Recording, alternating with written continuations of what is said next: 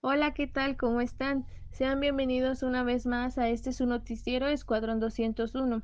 El día de hoy les presentaremos noticias correspondientes a los sexenios del año 2000 hasta el 2012. Iniciamos con esta del año 2003, cuando Calderón propuso cambiar de nombre al país.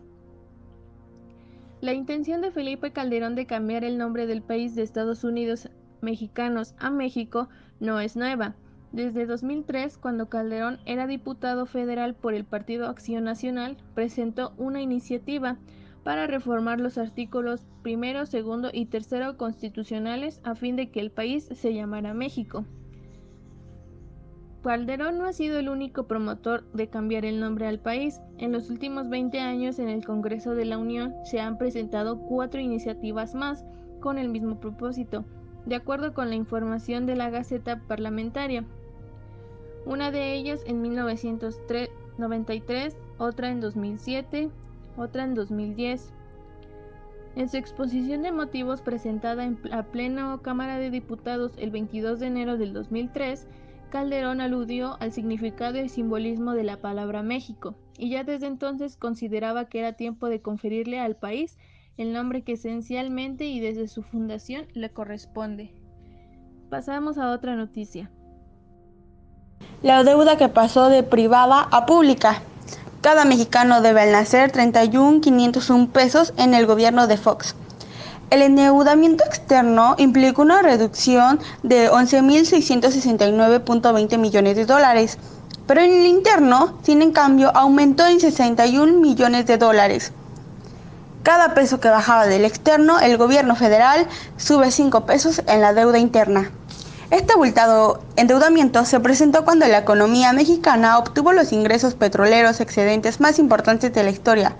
El cuarto trimestre del 2000, la deuda externa estaba en 76.011.4 millones de dólares, pero durante el segundo trimestre del 2016, esta bajó a 64.342.2 millones, una reducción de 11.669 millones. Sin embargo, para lograr esto, el gobierno federal sustituyó el débito externo por un endeudamiento interno a 61.051.79 millones, mientras la deuda interna al cierre del 2000 se fijó en 606.182.2 millones de pesos. Al primer semestre del 2006 se elevó a 1.247.225.5 millones de pesos. Mario Di Costano, un consultor financiero, en el año 2000 cada mexicano debe nacer 31.776.4 pesos y al 2016 se debía al nacer 31.501 pesos. Al nacer ya estamos condicionados.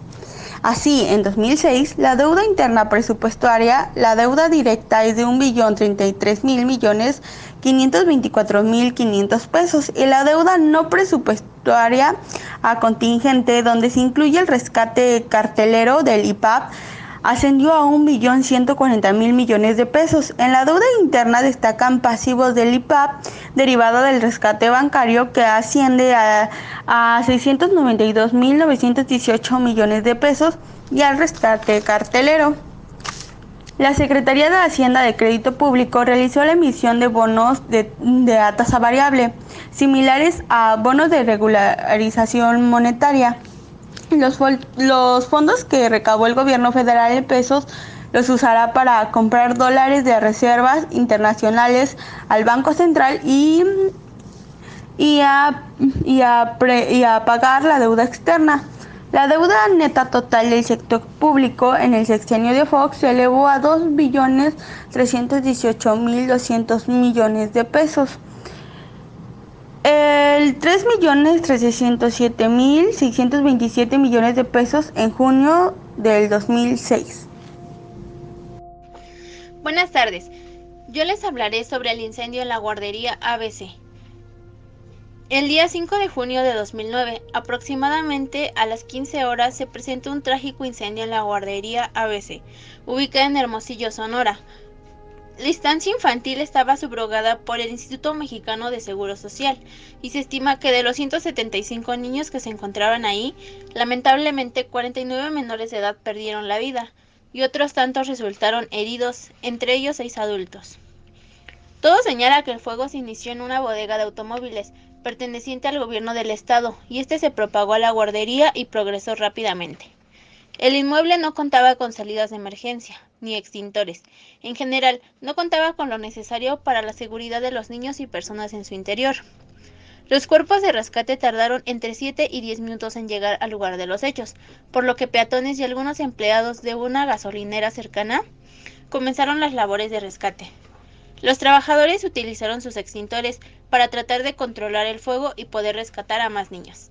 En las tareas de rescate participaron el Cuerpo de Bomberos, Cruz Roja, Protección Civil, Policías Municipal, Estatal, Investigadora y de Seguridad Pública. Las ambulancias destinadas para transportar a los heridos fueron rebasadas, por lo que los niños fueron trasladados en automóviles particulares y patrullas a los hospitales.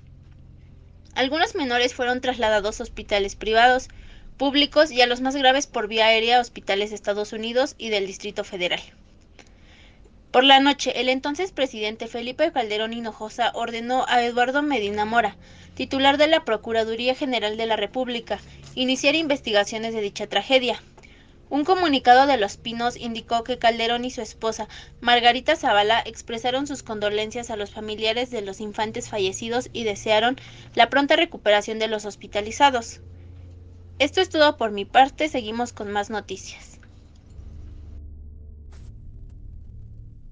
Muchas gracias, compañera.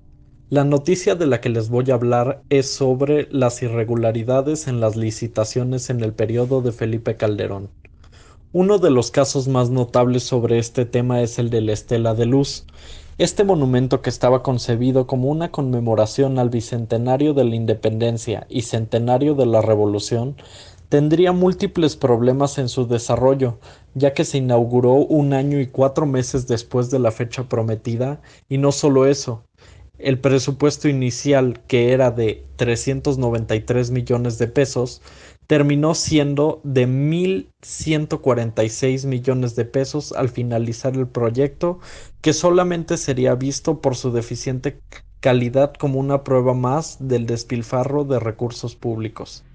Además, en el gobierno de Calderón también habrían prácticas de lo que se conoció como la estafa maestra, que fue la triangulación de recursos públicos a través de universidades estatales hacia empresas fantasmas. Esto estaba hecho de esta manera para explotar una vulnerabilidad en la Ley de Adquisiciones y Arrendamientos y Servicios del Sector Público, la cual indica que las licitaciones debían ser públicas a menos que fueran a contratar a otras entidades públicas. Esto ocasionó un aumento en las licitaciones directas para hacer uso de este mismo modelo de desvío de recursos en los próximos gobiernos. A pesar de lo grave del asunto, el mayor error dentro del gobierno de Felipe Calderón sería su estrategia para la lucha contra el narcotráfico, de la cual les hablará mi compañera. Bueno, ahora yo les voy a hablar sobre el crimen organizado durante el sexenio de Felipe Calderón. A principios del siglo XXI la inseguridad era enorme, pero todo se agravó de manera acelerada en el sexenio de Felipe Calderón. Durante su campaña, Calderón prometió dar seguridad y mantener el orden y la paz social. Sin embargo, ya en el gobierno declaró que sería un engaño o una ingenuidad pensar en la inseguridad. Pensar que la inseguridad se resolvería pronto. El hecho es que bajo su gobierno el país sufrió un verdadero baño de sangre. Los voceros oficialistas insistieron todo el tiempo en que los responsables de la violencia eran los delincuentes, y eso nadie lo discute. Pero es la obligación del Estado brindar seguridad a los ciudadanos. En fin, las políticas aplicadas por Calderón dispararon la inseguridad. Según datos oficiales, en todo el sexenio de Fox hubo más de 9.000 ejecuciones ligadas al crimen organizado, pero en el de Calderón estas aumentaron de manera dramática. En 2007 hubo 2.673 ejecuciones, en 2008 5.630, en 2009 7.724, en 2010 15.273. Según el gobierno de Calderón, entre diciembre de 2006 y finales del 2012, hubo 64.786 ejecuciones. Sin embargo, el semanario Z habla de 83.131 ejecuciones, y el Centro de Analistas de Políticas Públicas México calcula 101.199 ejecutados. Además, entre diciembre de 2006 y fines de 2011 se reportaron 18.491 levantones del crimen organizado. Un levantón es un secuestro por el que no se pide rescate y es muy probable que muchos de los levantados sean asesinados. Según el Washington Post, en el sexenio de Calderón hubo más de 25.000 desapariciones forzosas, pero de acuerdo con las solicitudes de información ciudadana, entre marzo de 2007 y el de 2012 hubo 40.483 denuncias por desaparición. Además, la CNDH documentó 214 secuestros masivos de migrantes, 11.333 víctimas, entre abril y septiembre del 2010. En el sexenio de Calderón, 4 de las 10 ciudades más violentas del mundo se ubicaron en México, que era Ciudad Juárez, Chihuahua, Mazatlán y Culiacán. Entre las primeras 50 se hallaban Tepic, Torreón, Tijuana, Acapulco, Reynosa, Nuevo Laredo, Cuernavaca y Matamoros. Ciudad Juárez fue catalogada durante 3 años como la urbe más peligrosa del planeta. Las matanzas de migrantes en el norte del país, las narcofosas de San Fernando, Tamaulipas, en las que ahora se sabe que participaron policías municipales, pasarán a la historia como actos de lesa humanidad comparables con los perpetrados en los campos de concentración nazis y en los campos de refugiados en Uganda. La militarización del país con motivo de la guerra contra el narco puso en riesgo la vida de miles de inocentes. El discurso oficial siempre insistió en que morían casi solamente delincuentes. Sin embargo, un estudio de la Red por los Derechos de la Infancia, elaborado en 2010, estimaba que en 3 años habían muerto a consecuencia de esta situación al menos 1.066 niños. El colmo fue que, después de decenas de miles de muertos, el negocio del narco floreció como nunca. En 2011, Washington Post documentó que durante la guerra contra el narco, los cultivos de marihuana y amapola llegaron a niveles históricos. Además, México se convirtió en un gran productor de metanfetaminas. Para acabarla de amolar, el cartel de Sinaloa se volvió la multinacional mexicana más exitosa, con ramificaciones en los 5 continentes. La propaganda oficial de la guerra de Calderón decía, para que la droga no llegue a tus hijos, pero durante su sexenio muchos de los enervantes que los carteles no lograron pasar a Estados Unidos se vendieron en México. El entonces secretario de Salud, José Ángel Córdoba Villalobos, informó que el consumo de cocaína y otras drogas ilegales en el país se duplicó entre 2005 y 2011. Parece mucho, pero no lo es, así dijo. Si partimos de que pasó de 1.25% a 2.5%. El aumento del consumo en menores era preocupante. El subsecretario de Educación Básica de la SEP del gobierno de Calderón alertó que 400.000 alumnos de entre 10 y 15 años se iniciaron en el consumo de estupefacientes y que el consumo creció entre 2009 y 2011. Ante la ofensiva gubernamental, los carteles reclutaron a mucha gente, sobre todo jóvenes en pobreza. Este fenómeno comprometerá la paz y la seguridad del país por muchos años. En 2010 se estimaba que entre 25.000 y 30.000 jóvenes de entre 13 y 25 años estaban ligados al crimen organizado. Muchos trabajaban como sicarios. Según la Red de los Derechos de la Infancia, entre 2006 y 2010, en México el narco reclutó a 35.000 menores de edad. Es claro que el aumento de la criminalidad y el consumo de drogas tuvo una relación directa con la política de seguridad pública que echó a andar Calderón a inicios de su sexenio y con la que militarizó el país. En su momento, la oposición denunció que Calderón pretendía afianzarse en el poder por las armas, y diversos analistas advirtieron sobre los riesgos de militarizar el país, pero Calderón no hizo caso. Expertos y analistas advirtieron que era anticonstitucional que el ejército ejerciera funciones de la policía, que esta estrategia lo exponía al poder corruptor del narco y acrecentaba el riesgo de que se violaran los derechos humanos de la población por parte de la Armada y la Marina. Los críticos tenían razón. Tan solo en 2008 se presentaron ante la Comisión Nacional de Derechos Humanos 1.230 denuncias contra la Secretaría de la Defensa Nacional.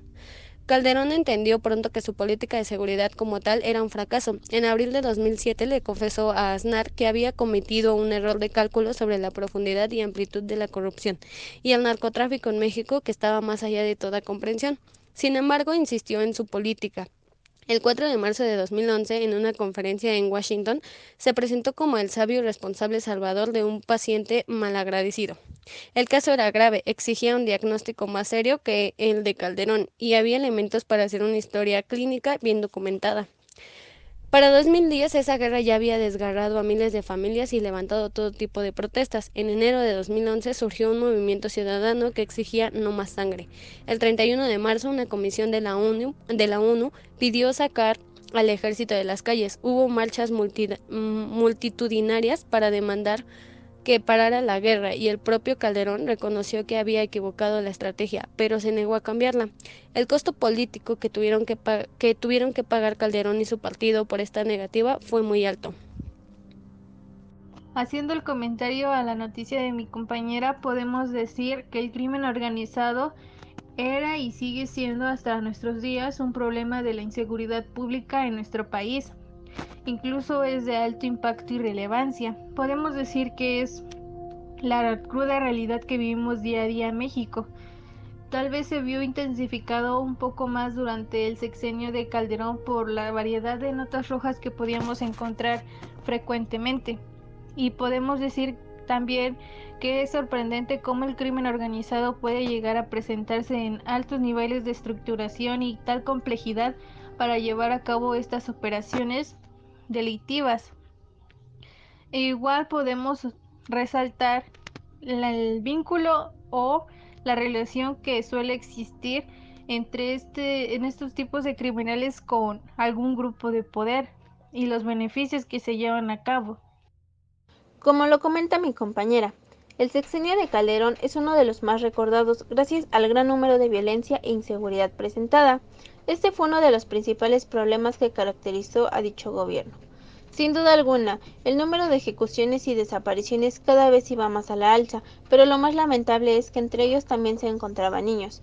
Durante este periodo, la población mexicana se encontraba en gran desventaja y el crimen organizado cada vez florecía más. Cabe mencionar que la población que más era alcanzada por la delincuencia era jóvenes, por lo general menores de edad, pero también sabemos que esta situación se sigue viviendo en nuestro país. La inseguridad y la violencia es parte de la vida de los mexicanos. La lucha contra el narcotráfico fue un periodo muy violento y de inseguridades fue una guerra contra los cárteles que empezó con el operativo Michoacán y las televisoras solo cubrió menos de la mitad de esta guerra. En efecto, fue una época de gran inseguridad y como lo dice nuestra compañera, se refleja en el posicionamiento que tomó México como país con grandes índices de violencia. Al final del día, puede que nunca tengamos una estadística concreta sobre qué tanto se extendieron las consecuencias de este evento. Sin embargo, dichas consecuencias son algo que aún hoy se perciben como una de las causas del nivel de inseguridad actual. Por nuestra parte sería todo. Muchas gracias por su atención.